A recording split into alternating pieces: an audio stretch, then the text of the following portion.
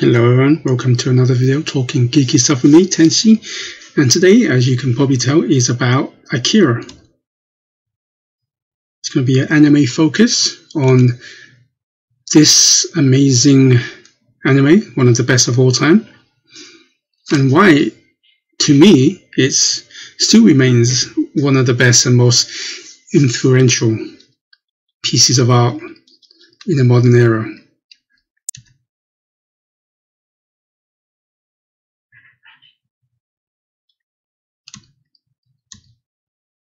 So you had Akira came from the mangas, of course. These are the covers of the reprint books. I actually got the original English collection by Epic. They did it in small book forms. So Epic was part of Marvel, and I got the whole books. I got them after I watched the anime. So I actually watched the anime first, and then I got the mangas by Epic, which was translated in English, and it was actually coloured as well. Because at that time I was actually doing part-time work in a comic shop, one of my local comic shops. Shame that is closed down. And I remember working there, and my bosses went to some comic conventions and so on. And they came back with a little present for me, which was the manga released video of Akira.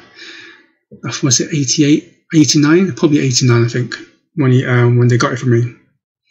So after watching it at home, at that time, I think Akira is one of those animes where it comes in stages. So 89 or 90, 89 when I first watched it, I appreciate the animation was fantastic.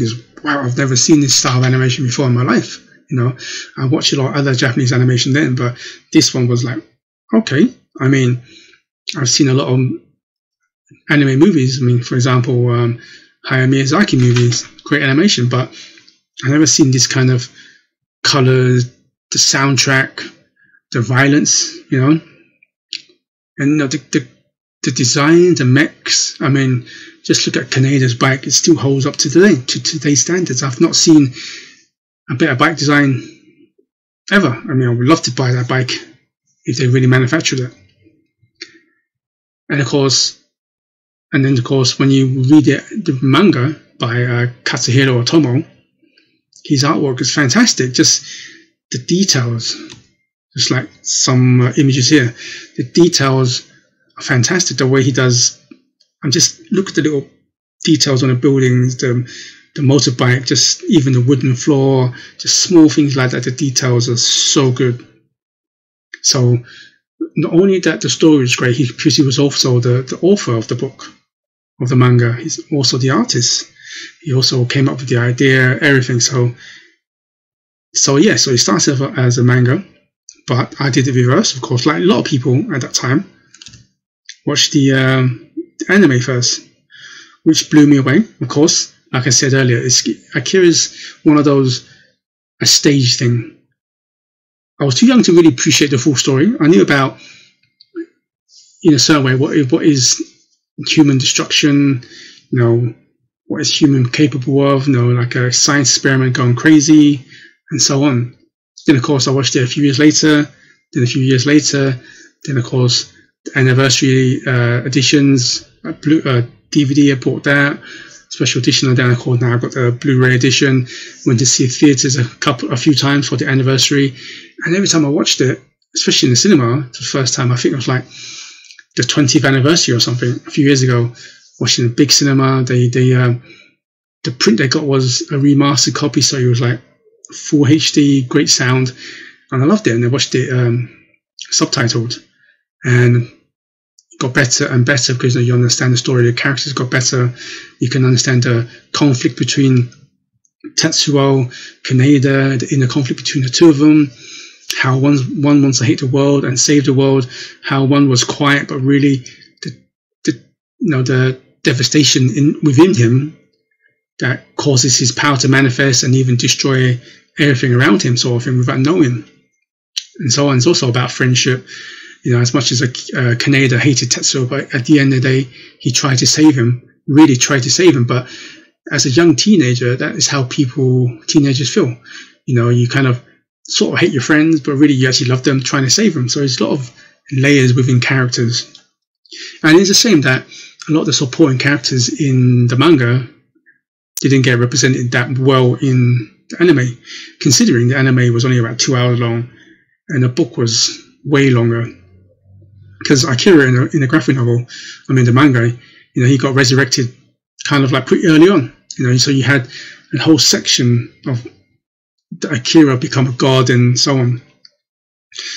And I think reading an interview that they're saying that Katsuhiro actually did the ending for the anime first because he didn't finish the manga yet. So the manga was like a few books away from being finished when he did the anime.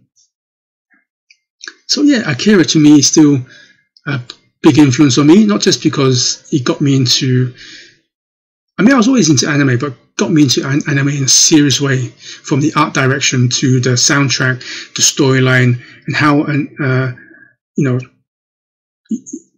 its core is a cartoon, but it had a serious point to it, a really adult theme to it. And I think it also opened eyes to a lot of Western audience about what a cartoon, in their eyes at that time, could provoke. It doesn't have to be live action. You can actually get the same feelings from an animation if it's done well enough. And I personally felt it still stands the test of time. Some people will disagree, some people will, but you can't deny that its influence on pop culture, science fiction, cyberpunk, and so on. I know that Akira, Katsuhiro himself, he said that his influence is from Blade Runner, of course, by Ridley Scott, which is another video. I suppose I'll talk about that. So please let me know what do you think about Akira. Do you think it still holds up to today's standards? Or do you think it's past its sell-by date? And was you the anime person, or did you prefer the manga? Me personally, I liked them both equally, but for different reasons. But anyway, please let me know, and please give this video a like, and please consider subscribing for more talking geeky stuff with me. I'd like to say thank you, and good morning, good afternoon, good evening, wherever you're in the world, and please stay safe. Catch you next time. Goodbye.